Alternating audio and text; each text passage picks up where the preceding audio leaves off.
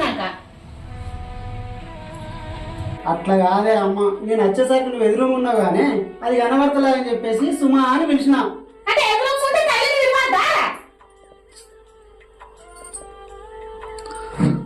అవునే సుమా, నువ్వు అప్పుడు నన్ను అన్నది విలువన్నప్పుడు ఏమన్నావే నువ్వు? రాత్రి ఇంత కూరంటే అత్తమ్మా నేను తిన్నా, నేను గోలించుకొని తిన్నా అత్తమ్మా అన్నావు. మరి నాకు పొయ్యి మీద కోడిగుడ్లు ఎట్లున్నాయో నువ్వు గోలించుకొని తినండి.